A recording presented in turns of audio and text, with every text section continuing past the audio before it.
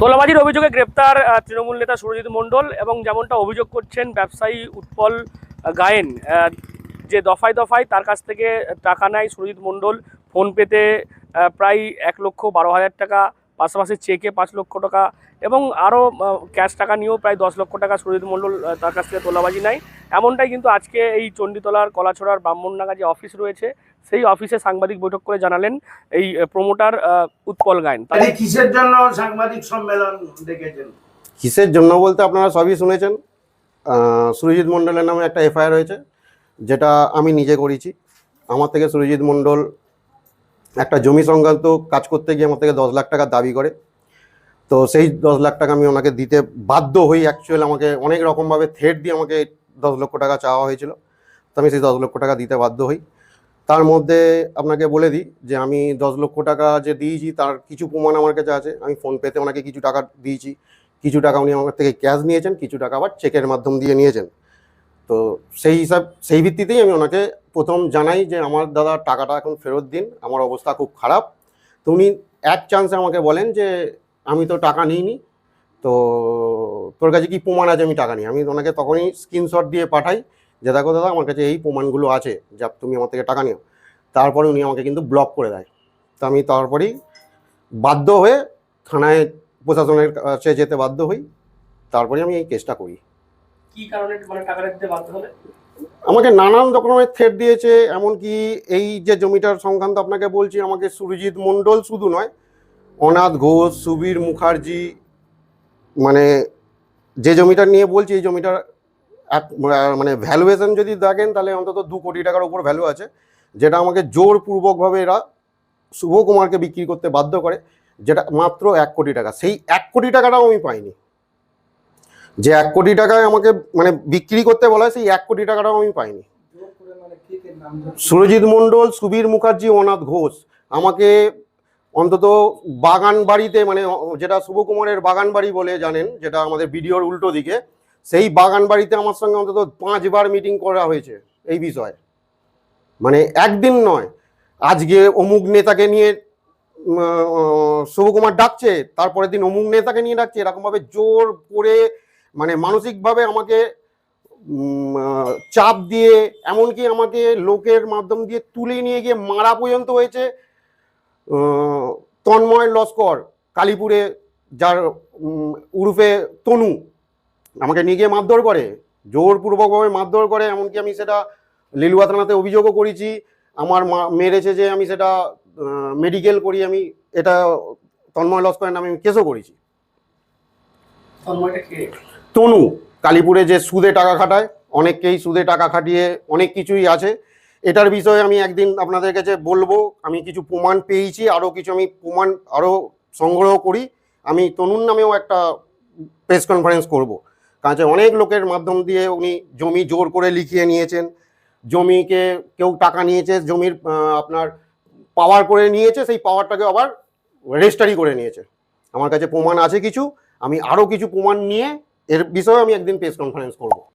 তো বলেই দিয়েছে কোনো রকম তোলাবাজি, কোনো রকম দাদাগিরি চলবে না। এই সরকারের কাছে আমার এই আবেদনই থাকবে যেন তনুরকে নিয়েও একটা করা হোক।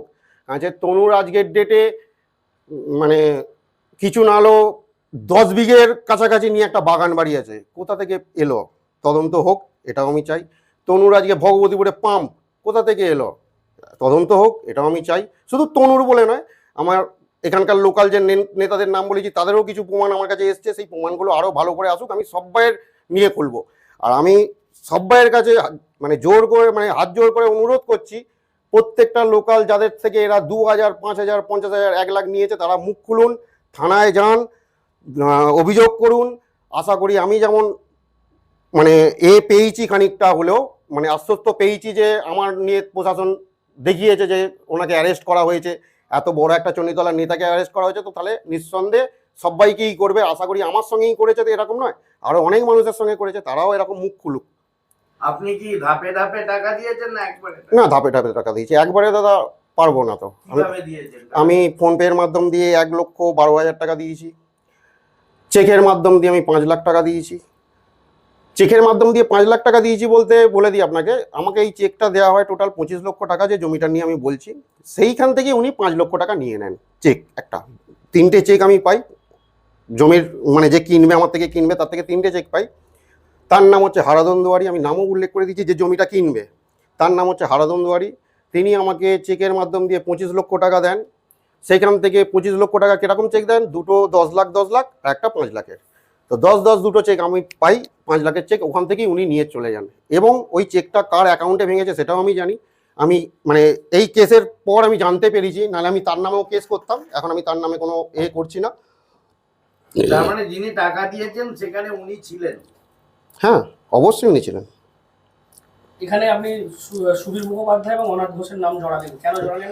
আমার সঙ্গে আমি তো আপনাকে প্রথম থেকেই বলছি যে যে জমিটা নিয়ে এত বড় আর কি, যেটা নিয়ে আমি ওনাকে কেস করেছি, আমার কাছে ওনার প্রমাণ আছে বলে আমি মানে সুরজিৎ মণ্ডলের নামে কেসটা করতে পেরেছি। আমার কাছে অনাথ ঘোষের নামে কোনো যে টাকা দিয়েছি কোনো প্রমাণ নেই, সুবীর মুখার্জিকে যে টাকা দিয়েছি আমার কাছে কোনো প্রমাণ নেই, আমি ক্যাশ দিয়েছি। আমি প্রায় সুবীর মুখার্জিকে 2 লক্ষ টাকা আমার থেকে নেওয়া হয়েছে, এককালীন দিয়েছি, ওনার বাড়িতে গিয়ে দিয়েছি।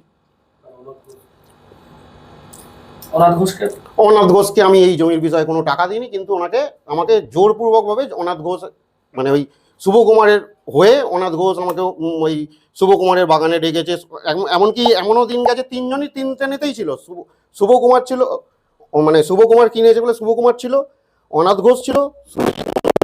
এই জমির ভ্যালুয়েশন বলছেন প্রায় 2,50,00,000 টাকা মতো, সেটাকে আপনাকে কার্যত জোরপূর্বক 1 কোটি টাকা বিক্রি করতে বাধ্য করা হয়েছে, এবং 1 কোটি টাকাও আমি পাইনি। আচ্ছা, 1 কোটি টাকাও আমি পাইনি। সেটা তাহলে কোথায় গেল? আমি যখন গিয়ে বলি তখন বলে রেজিস্টারি হয়ে গেছে, তোকে টাকা দিয়ে দিয়েছি, হিসেব দেখ। মানে কিছু করতে পারবো না তো তখন তো এই আর মানে ভাবুন আমি কার বিরুদ্ধে যাব, কে আমায় সাপোর্ট করবে, সব তো ওনাদের। শুভ কুমারকে আমি যখন বলি দাদা আমার 8 টাকা কোথায়, আমাকে কোনো রকম কোনো পাইনি। এমনকি তখনকার তৎকালীন যিনি ভারপ্রাপ্ত আধিকারিক ছিলেন জয়ন্ত পাল মহাশয়, আমি ওনার কাছে এই ঘটনাটা যখন বলি উনি আমাকে আশ্বস্ত করেছিলেন যে আমি তোমাকে টাকাটা পাইয়ে দেবো। আমার ভাগ্য চক্করে ওনার সঙ্গে একটা দুর্ঘটনা ঘটে যায়, উনি তৎকালীন মানে সরে যান, নাহলে আমি হয়তো ওই টাকাটা হয়তো পেয়ে যেতাম। এখন কি চাইবেন? আমি এর সুবিচার চাইব। আমি শুধু আমার বলে নয়, আমি চাই যত জনেদের থেকে ওনারা নিয়েছেন তারা যেন এরকমভাবে এগিয়ে এসে সবাইয়ের যেন সুবিচার হোক। আপনি এখন মানে অভিযোগ করার সাহস পেলেন কিভাবে বলতে দেখুন, আজকের ডেটে সব জায়গায় যেভাবে প্রেস বা প্রশাসন যেভাবে এগিয়ে আসছে প্রত্যেকটা জিনিসে দেখতে পেয়েছি, সেই জায়গা থেকেই আমি সাহস পেয়েছি। মানে তার জন্য খুব ধন্যবাদ দেবো প্রত্যেকটা প্রেসের লোকেদেরকে, সব জায়গার, শুধু এখানকার নয়, প্রত্যেক জায়গার আমরা দেখেছি একদম কারোর ভয়ে এভাবে ওনারা দেখিয়েছেন। পুলিশ প্রশাসনেরও ভূমিকা দেখেছি। আগের একটা সময় ছিল যখন পুলিশ মানে আমরা কোনো কিছু করতে গেলে কোনো হতো না, যেটা এখন সব মানুষের জন্য সমান। আজকে আমি আপনাদের প্রেস একটু আগেও একটা দেখলাম, যখন চণ্ডীতলা থানায় কোনো একজন ব্যক্তি বলছিলেন যে ভয় আউট ভরসা ইন, এরকম একটা কিছু বাইট দিয়েছিলেন। উনিও একটা কথা বলেছিলেন যে আগের প্রশাসন আর এখনকার প্রশাসনের মধ্যে অনেক পার্থক্য আছে, যেটা আজকে আমরাও দেখেছি যে কালকে রাত্রিবেলায় তোলা হয়েছে, কালকে আজকেই কোর্টে পাঠানো হয়েছে। যেটা চাইছি সবাই যেন অ্যারেস্ট হয়, কিন্তু আমি মানে এই আপনাদেরকে মাধ্যম দিয়ে বললাম যে এনার হয়েছে কি আমার থেকে চেক নিয়েছেন, ফোন পে নিয়েছেন, এটা কিন্তু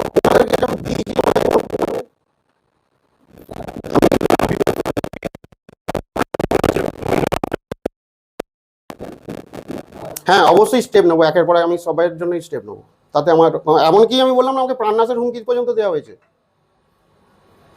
আমাকে আগ্নেয়াস্ত্র পর্যন্ত ধরা হয়েছে আমার কানে, আমাকে ব্ল্যাঙ্ক স্ট্যাম্প পেপারে সই করানো হয়েছে। আমি আপনাকে বললাম তো, আমি চেষ্টা করছি আপনাদেরকে সেই ছবিগুলো দেওয়ার, আমি চেষ্টা করছি, কারণ এটা আজকের ঘটনা নয়, তবে আশা করি আমি পাবো, কোনো না কোনোভাবে আমি পাবো, আপনাদেরকে আমি সেই ছবিগুলোও দেওয়ার চেষ্টা করবো, যে আমাকে মেরেছে তার জন্য যে ছবি দিয়ে আমাকে করতে হয়েছে সেগুলো আমি আপনাদেরকে দেবো।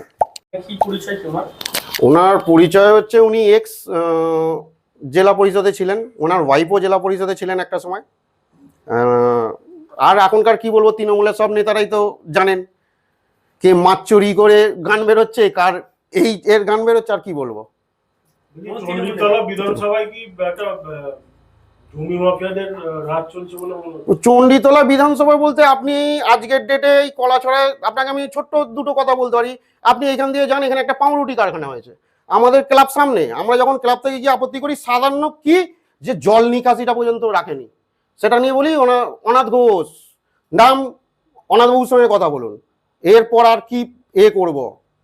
কিন্তু আমি সবাইকে বলছি, শুধু নয়, আমাকে সাপোর্ট দিয়ে আসুন, আমি প্রমাণ দেখিয়ে দিচ্ছি। দেখান, আমি এক্ষুনি প্রমাণ দেখিয়ে দেবো যে এখানে জল নিকাশি নিয়ে একটা কারখানা হয়ে গেল, কি করে পঞ্চায়েত পারমিশন দিয়েছে, তো কে পারমিশনটা দিয়েছে? আমাদের চণ্ডীতলা পঞ্চায়েতের মানে একজনই শেষ কথা, সেটা সবাই জানে যে অনাথ ঘোষ। অনাথ ঘোষ যেটা বলবে সেটাই শেষ কথা। আপনার পরিচয়টা একটু বলুন। আপনি আমার নাম উৎপল গায়েন, আমার ডাক নাম বাবাই, আমাকে সবাই বাবাই বলেই চেনে। নাকি ব্যবসা করেন? আমি জমি জায়গারই ব্যবসা করি, আমি জমি কিনি, জমি বিক্রি করি। তার যেটা অভিযোগ যে একটি জমি সংক্রান্ত বিষয়, অর্থাৎ গরলগাছা এলাকায় একটি জমি রয়েছে, তার ভ্যালু হচ্ছে প্রায় 2.5 কোটি টাকা। সেই জমিকে কার্যত জোরপূর্বক তাকে মাত্র 1 কোটি টাকায় তারা বিক্রি করতে বাধ্য করে, এবং সেই ঘটনায় সুরজিৎ মণ্ডল সহ আরও বেশ কিছু তৃণমূল নেতার নাম বলেন উৎপল গায়েন, এবং সেই সংক্রান্ত বিষয় নিয়েই কার্যত কাটমানি দিতে বলা হয় এই সুরজিৎ মণ্ডলকে, এবং সেই কারণেই প্রায় 10 লক্ষ টাকা তাকে দেয়া হয়, এমনটাই উৎপল গায়েন তিনি নিজে বলছেন। এবং তার যে বিভিন্ন যে তথ্য রয়েছে সেগুলো দেখা যাচ্ছে, ফোনপে থেকে শুরু করে চেক, সেগুলো তিনি কিন্তু সংবাদ মাধ্যমের সামনে আজকে সাংবাদিক বৈঠক করে জানিয়েছেন। যদিও সুরজিৎ মণ্ডল কোর্টে ওঠার আগে যেমনটা বলছেন যে এটা একেবারেই, এই তোলাবাজির যে অভিযোগ তার বিরুদ্ধে উঠছে সেটা একেবারে মিথ্যা, এরকম কোনো ঘটনা তিনি ঘটাননি। এবং তিনি যেটা মনে করছেন যে বিজেপির চক্রান্ত, যেহেতু আমরা দেখতে পাচ্ছি তৃণমূল দুভাগে ভাগ হয়ে গেছে, একদিকে কালীঘাট তৃণমূল, অন্যদিকে ঋতব্রত তৃণমূল, সেক্ষেত্রে তিনি কল্যাণ বন্দ্যোপাধ্যায় ঘনিষ্ঠ। তিনি নিজেই বলছেন যে কল্যাণ বন্দ্যোপাধ্যায়ের সঙ্গে তিনি থেকে নতুন যে তৃণমূল, অর্থাৎ ভালো যে তৃণমূল, সেখানে তিনি রয়েছেন, এবং সেই কারণেই তাকে প্রতিহিংসা পরায়ণভাবে রাজনৈতিক কারণেই তাকে গ্রেপ্তার করানো হলো, এমনটাই তিনি আজকে শ্রীরামপুর করে যাওয়ার পথে বলেছেন। তোমাকে ধরলো কেন গো? কি চক্রান্ত? বিজেপি চক্রান্ত কল্যাণ বন্দ্যোপাধ্যায়কে দিয়ে আবার নতুন করে প্রত্যেকটা বিধানসভায় সংগঠন শুরু হয়েছে, মমতা বন্দ্যোপাধ্যায়ের দল করছি। হ্যাঁ, দেবে না? আরেকটা বিষয় হচ্ছে যে এখনই কি বেছে বেছে ধরছে? মানে তোমার বিরুদ্ধে তো অভিযোগ এসছে ব্যবসায়ীদের টাকা নেওয়া যায়। হ্যাঁ, বাজে কথা। আমি কোথায় টাকা পাবো, কোথায় নেবো? এমএলএ এমপি যারা পরিচালনা করেছে তারা জানে। তো সব মিলিয়ে দেখা গেল চণ্ডীতলাতে আজকে সকাল থেকেই সুরজিৎ মণ্ডলের গ্রেপ্তারি নিয়ে বিজেপি কর্মী সমর্থকদের থানার বাইরে বিক্ষোভ, এবং তারপর সাংবাদিক বৈঠক করে ঠিক কী কারণে এই 10 লক্ষ টাকা ব্যবসায়ী তিনি দিয়েছিলেন সেটাও তিনি আজকে সাংবাদিক বৈঠক করে খোলাসা করলেন। আপনারা কি বলুন এই বিষয় নিয়ে? অবশ্যই কমেন্ট করুন কমেন্ট বক্সে। এরকম আরও খবর পেতে নজর রাখুন ডিএনএন বাংলায়। ডিএনএন বাংলা সবার মনে, সবার ফোনে।